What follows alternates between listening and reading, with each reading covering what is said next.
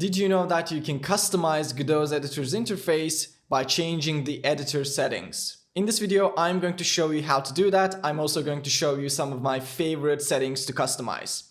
First of all, you can see that the editor is completely white.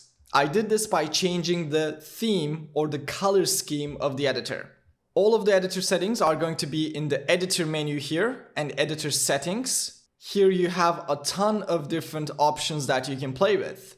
I want you to turn on advanced settings here because by default this is going to be turned off like that. So just click on this and open it up. That's going to give you more options to play with. First of all, go into the theme section from the left here underneath the interface tab here. In here we have a setting called preset. This is going to let you pick a different color scheme for Godot. There's some pre-made ones made by Godot like Breeze Dark, Solarized, but there's also an option to use a custom one. So if you want to choose your own colors and play with that, pick custom, but you can also choose one of these. The first time you select it, it might take a minute to apply the settings, so just wait a little bit, and there we go. This is what Godot 2 color scheme looks like.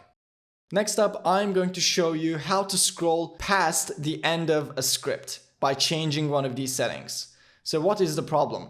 I'm going to open up one of these scripts. Here I have the game script, and you can see that I can scroll up and down in this file, but once I get to the end of it, I can't scroll anymore. This makes editing these final lines a little bit difficult. So we're going to go into the editor settings again, scroll down on the left, text editor, behavior, and we're going to turn on scroll past end of file. And by doing that now, I can scroll a full height, screen height worth of space after the final line. And this makes editing these, the lines at the end of the file much easier. It's something that I like to turn on. Next up, I'm going to show you how to enable word wrap. You can see that I have some lines that are quite long here. Some of these lines I have to scroll to the right to be able to see what's going on. I don't really like that. I want to be able to see the entire line in the screen at all times. We can do that by turning on word wrap. So let's go back into editor settings, this time into appearance under text editor. We're going to scroll down and we're going to pick boundary for word wrap. And that's going to make it so that all of the line is visible and the extra bits are simply going to be displayed underneath the line. So line 382 here, you can see that it's actually taking 3 lines here to display that. And only after that we get 383.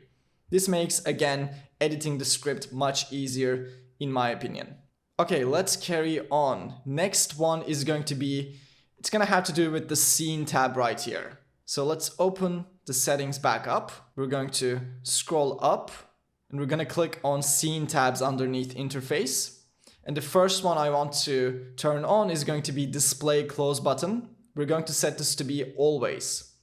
That's going to make sure that I get these cross icons on all of the scene tabs at all times. With this, I can always close these tabs even without going into the scene itself. So I think that's a cool option to have, and we're going to turn on one more thing here, and that's going to be show script button. That's going to make it so that we get a script button inside of the scene tab as well. So you can easily open up these associated scripts by clicking on these scene tabs here, which is also cool. And the final option I want to show you is going to be inside of, let's see, file system, directories, default project path. This is the location of the folder where new projects should be created by default. So you can set this to save yourself some time when you're creating a new project. If you have a set location on your file system, you can always, when you create a new project, start from there, which is also going to save you time, like I said. These are some of my favorite settings to customize, but you can see that there is thousands of different things you can change here. Maybe thousands was a little too much, but there's at least 100 different settings that you can play with here. And you can really customize Godot to behave like in the way that you want it to, which I think is extremely cool.